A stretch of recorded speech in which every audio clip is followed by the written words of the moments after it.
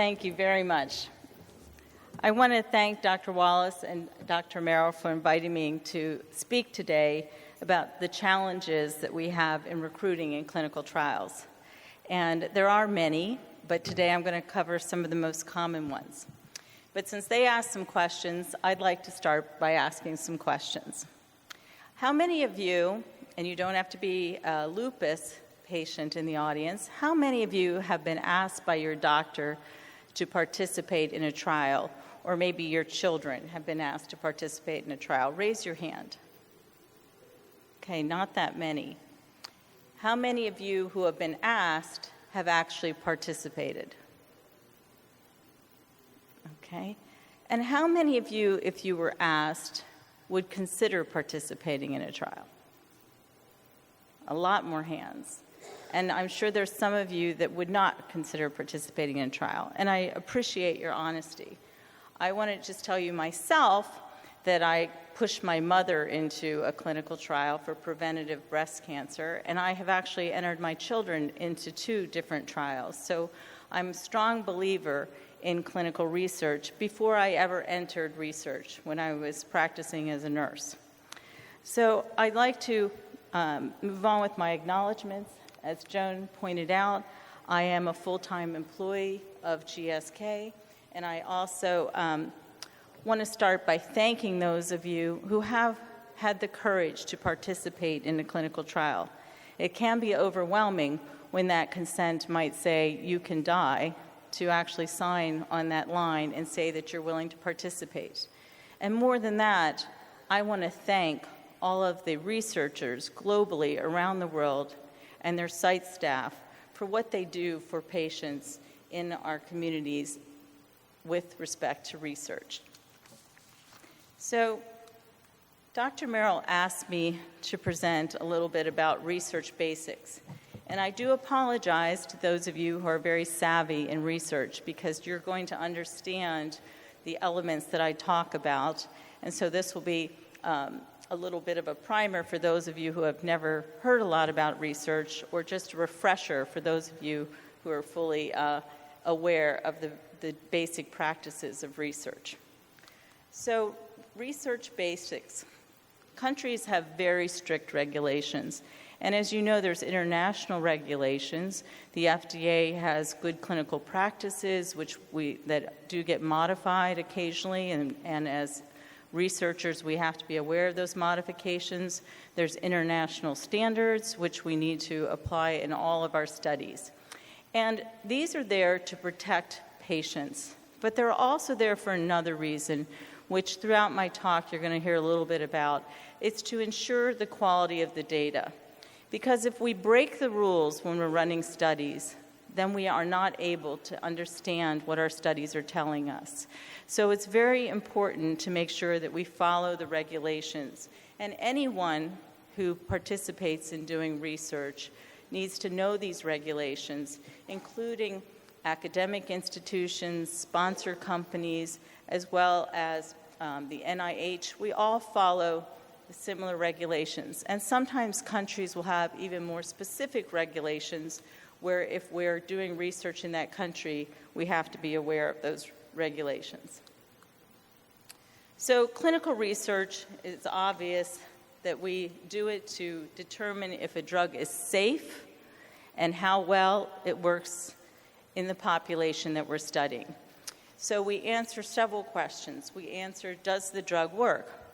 Well, it may work, but if it doesn't work any better than something that's already been in the market, it's probably not of value to continue researching, because we look to bring new benefits to the health and the quality of life of patients. We also want to make sure that the side effects of the drug are not worse than the disease itself, and that the side effects are tolerable and that they don't dramatically decrease the quality of life for the patients that we're trying to improve their health. So Joan talked about money, and I can't talk about research without talking a little bit about the timelines and the cost of doing research. For one drug to come to the market, and these are estimates depending on your different sources, it can take about 10 years and $2.6 billion, not million, billion. And it's estimated that only 1 in 5 of those drugs that actually make it into human testing will ever be approved and be available to the patients who need them. And actually, if you dig deeper, 1 in 5,000 molecules that are studied in the laboratory will make it into human testing and to the market.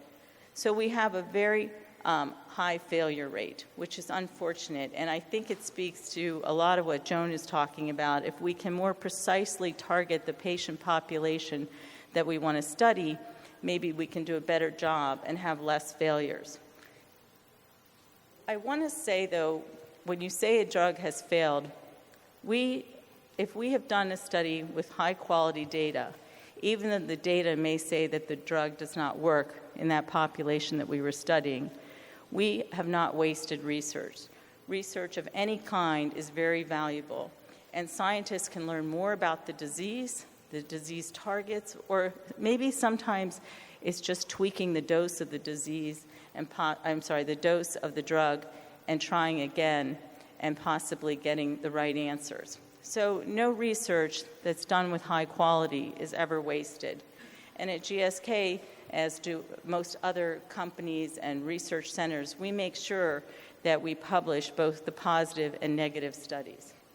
I just wanted to show a brief cartoon here about the phases of research. Most of you are aware that the molecule comes out of the lab, then it goes into phase 1. Other than in oncology trials, most of the time phase 1s are done in healthy volunteers, people who are volunteering to take a drug to make sure that it's safe. For the first time in human studies, those are called. Then we move on to what are called phase 2 studies, where we actually test the drug in patients with the disease, as well as maybe looking to see what dose might be the best. Then we go into the larger phase 3 trials, which you hear a lot about. And sometimes those trials can be very large, in the tens of thousands. Sometimes they can be, like in the belimumab studies, in the 800 to 1,000 patient range. And then once you get approval, you also have to then continue to do testing for those long-term safety data that's so important for us, testing in other populations, maybe in pediatric studies to find out how the drug works in children, or in populations that were not well studied or well characterized in the primary phase 3 trials.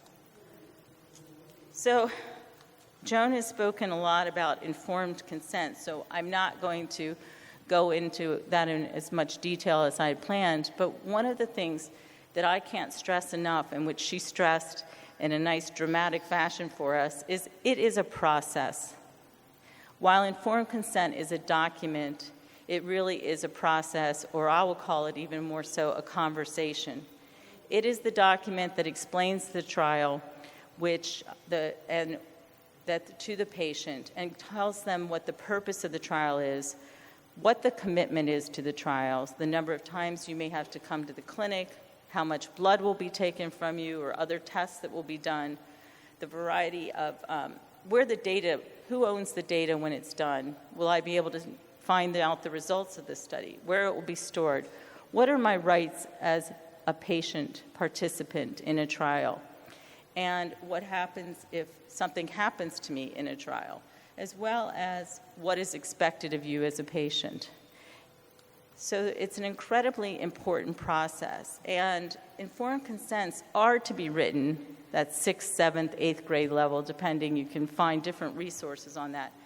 However, I like Joan's way of saying we drift off into words that maybe are not something that a 6th grader can use.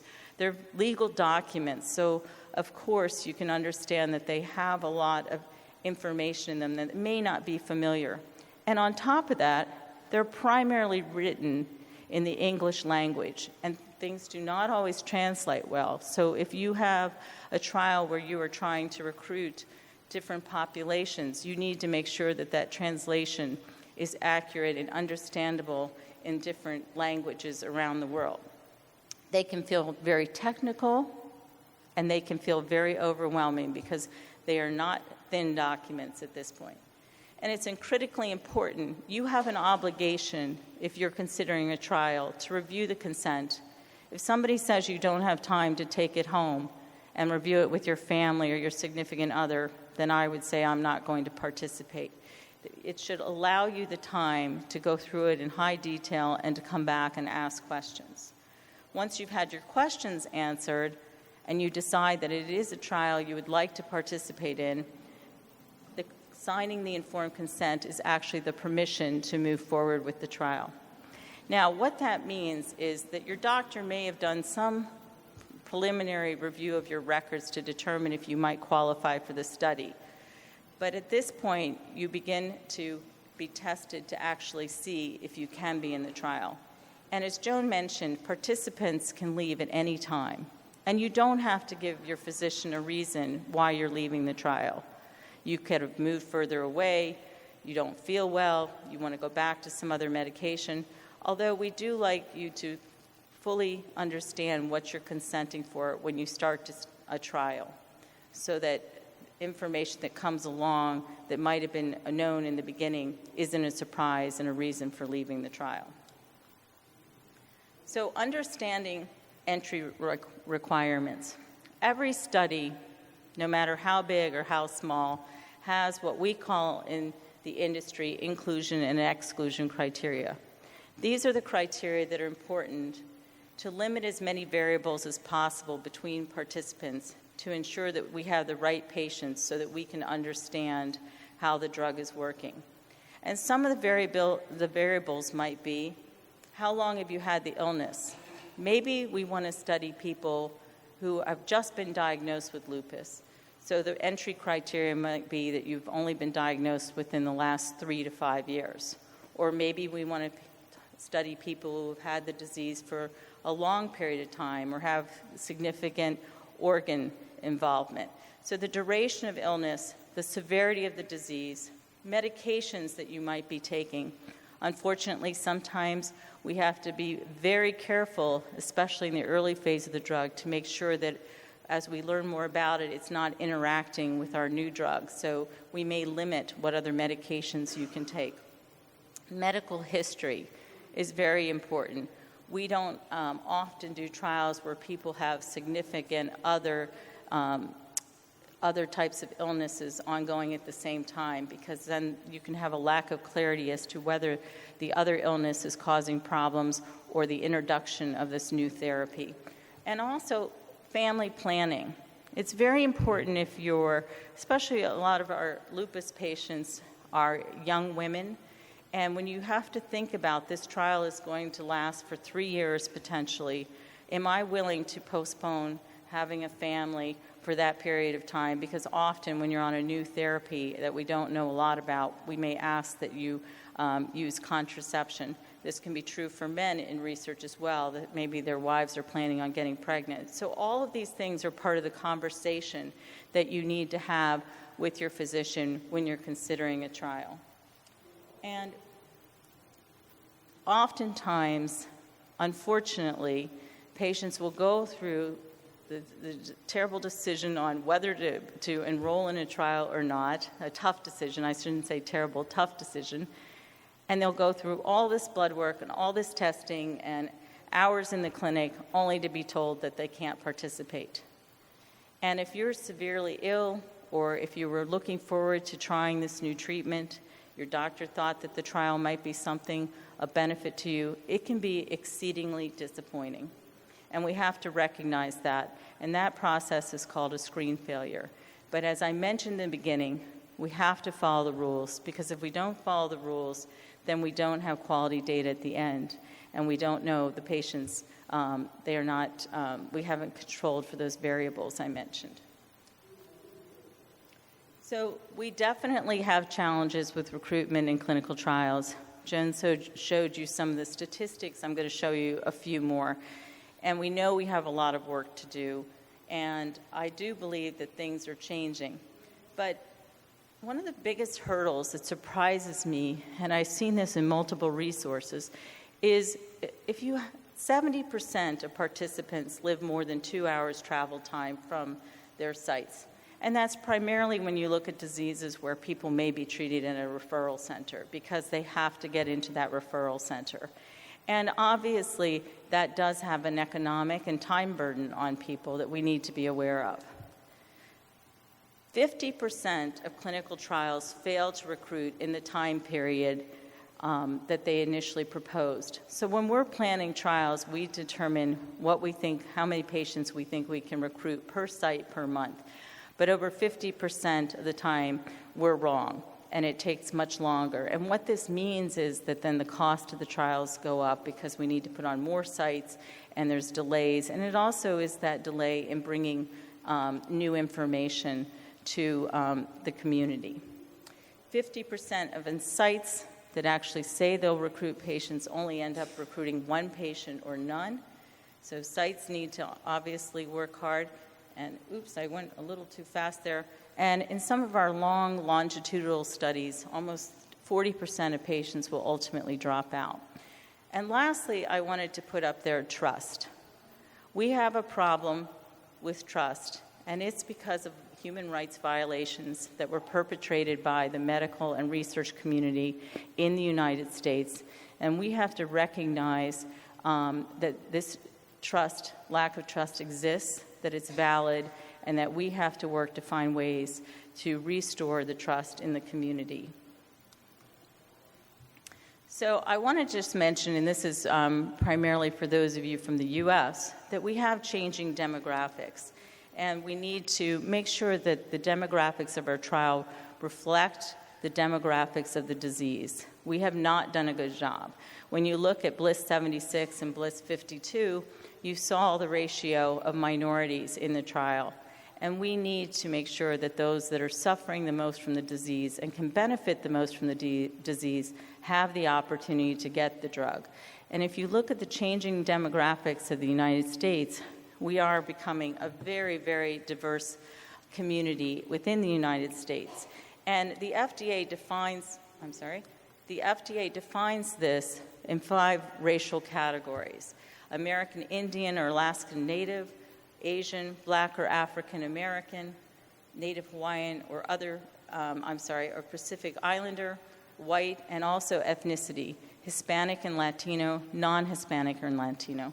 And when you file a research study, the FDA expects for you to tell them what was the population that you studied and the percentage with these different racial and ethnic categories.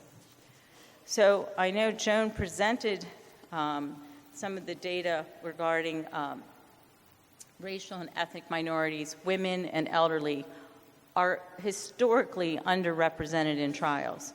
And I think this is where we have the area where we can show the most improvement. But it's not just a U.S. problem. Historically, all minority participation in clinical trials is about 17%. And we know in the U.S. that African Americans are underrepresented, and clinical research to recruit African Americans and retain them has been very difficult. Additionally, as mentioned, lupus, the severity of the lupus and the amount of lupus is much higher in this population. So we need to increase diversity in clinical research. And why is it important? And I'm just once again reiterating what Dr. Merrill said, that we need to make sure we design drugs that treat the patients that will benefit from them the most. We need to make sure that they're safe in every population, or if they're not safe in a specific population, we need to understand why there's a difference. People respond differently for all the reasons that were just nicely presented. Disease impact varies from one patient group to another. And we can develop better designer drugs with innovation in precision medicine. And we're not quite there yet, but the science is definitely moving quickly in that direction. And regulators around the world are recognizing the importance of this, and they are not requiring it, but they're asking us to do better. In 2016, the FDA put out expectations and recommendations for a standardized approach, and that's where I showed you the different racial categories which they want us to file our studies with and tell them what were the demographics of the study. And I think that one of the new innovative things on the FDA website, which is very informative, is and it's open to the public, to go look at drug trial snapshots. It's a summary report, and every year they put out any new drug that was approved that year and what were the racial demographics of the population that was recruited. So it's very interesting to go and to look and to see the different types of drugs and actually who's recruiting and who's doing a good job and with the approvals and making sure that there's a diversified population. So in summary, research is highly regulated.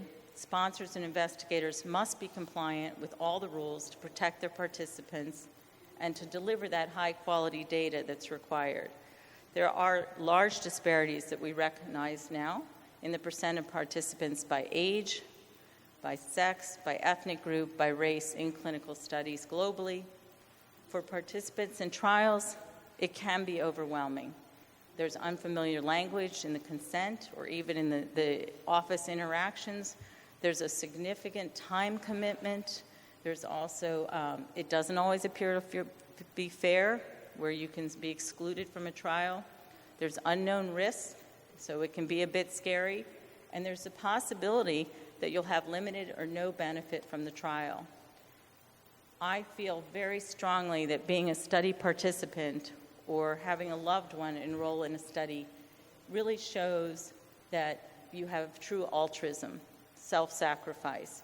But it's important, if you're a good participant, that you've asked a lot of questions.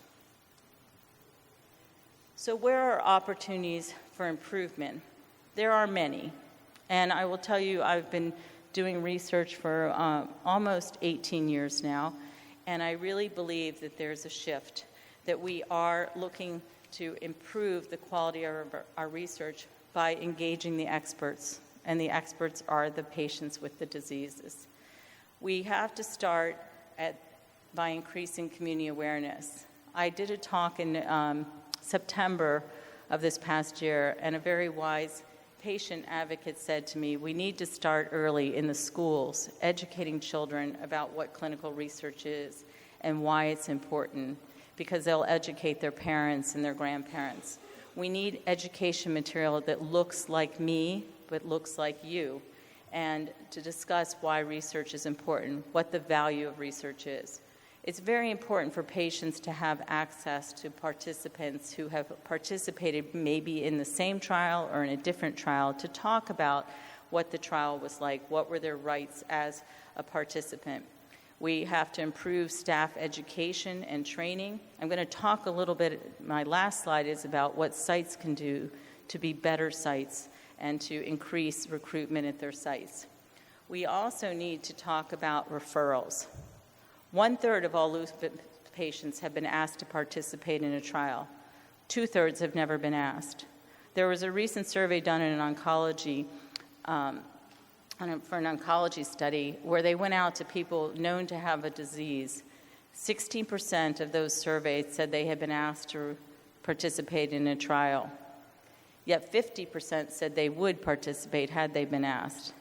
Yet 20% of all oncology trials fail because of lack of participation, and they're not able to be complete. So we need to do better. Physicians need to do better about knowing about the research that's going on in the community or even outside of the community, and how to get their patients into those trials if it might be appropriate. We have to build research capability in minority communities so that we can take that burden of travel of 70% away. And I will tell you that while 70% is the average, it's over 3 times farther for a person who lives in a poor community than a person who lives in a wealthy community to get to a research site. So if we want to get rid of some of these health disparities, we have to work on transportation and building community research centers where patients can go within their community, where people are culturally sensitive, they have empathy and understanding for cultural differences. It's important to develop those partnerships within the community, support the local community. Those are all the things that come together to build trust.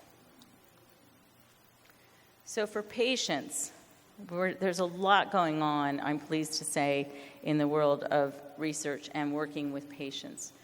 I know at GSK, we're having patient advisory boards. We are bringing patients in to look at our trials as early as phase 2 to tell us, is this trial feasible?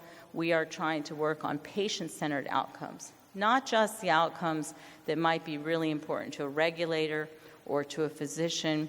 We can speak to organ damage, but maybe that hair loss is what's keeping you inside your home, or the fatigue. So making sure that we are asking the patients what most about this disease affects you, and what type of outcome, if this drug were truly to be successful, would be best for you. So we are working from the beginning of medicine development now with patients. And then that consent, that pesky consent document. We are having patients come in and review the consent ahead of time and telling us whether this means anything or if it's gibberish to them. And one of the strong pushes that I'm advocating for is that we get patients that represent the population that we're studying to review those consents so that we make sure they're culturally sensitive and culturally appropriate. So these are some of the measures with patients that we're working on, plus just acknowledging participation, making sure that there are thank yous going out, doing surveys throughout the trial to find out how are things going. Sometimes we can't change things that aren't that great in the protocol. Sometimes we can make small changes which actually can make the trial less burdensome to the patient or to the site. And being committed to sharing the results in patient-friendly language. Oftentimes participants finish a trial and then they're never quite sure what the outcome of the study was. So we're committed to making sure that in plain language. I have a picture of the Embrace Consent Guide. We created a very specific guide which answered in plain language a lot of the questions about the consent, because we found that consent was a burden for patients in the Embrace trial. They needed to share with their family and have a better understanding of what they were consenting to. Embrace was a long study, and so we wanted to make sure people knew what the study was about and how long the study would be and what the commitment would be for a patient involved in the study. And lastly, we need to make sure that sites are doing the best that they possibly can to promote research, to talk about research, and to increase the accessibility and improve the patient experience. We know that there's such a thing as unconscious bias, and some of that we saw in the presentation in Joan's questions as far as what do physicians think about education level or race and how they approach a patient with a study opportunity. We need to remove and work on unconscious bias about who do we ask to participate in a trial. We need to make sure that we are designing studies that the patients can follow, but it's also helpful if the site can have office hours that are designated for their research subjects. Possibly you can imagine if you have a job and you cannot take off from work, flexible hours, transportation services. I think about transportation services more than anything else because I'm a nurse and I think about somebody who feels lousy getting up and thinking about having to drive 2 hours to the clinic in the rain at rush hour to be sit at the clinic site for 4 or 5 hours. And I often think that we can do a lot better through direct transportation services. I've just came off of doing some studies with ulcerative colitis, and of course 2 hours without a bathroom, if you're in the middle of a flare, can be quite difficult. So we need to think of ways, maybe some mobile monitoring that can be done at home, remote, where people can come and draw if it's just blood at your home. We need to maximize technology so that the burden on the patient to participate in a trial becomes less and less as we move forward with some of these initiatives. And we need to make sure translation services are there. If you truly are wanting to recruit studies, in different populations within your community. You need to make sure that your staff can provide the services that are required to do a trial, which means to be able to have an honest and full and complete conversation with the patient about the requirements. So the vision for the future is that research trials will include the participants that most need the trial drug. The protocols and informed consents will be designed with participant expertise and will be less burdensome, and that patients will understand what they're enrolling in and that their retention will increase. The trials will measure outcomes that are important for both the patient community and the regulatory agencies and the physicians. The community awareness for both patients and local physicians will be so high that everybody will know what research is available and that referrals will go up, and that sites will be supported in their efforts to recruit trial participants, no matter what their age, I should say education, sex, race, or ethnicity, and that pharma will continue to improve and be a better, trusted partner. Thank you.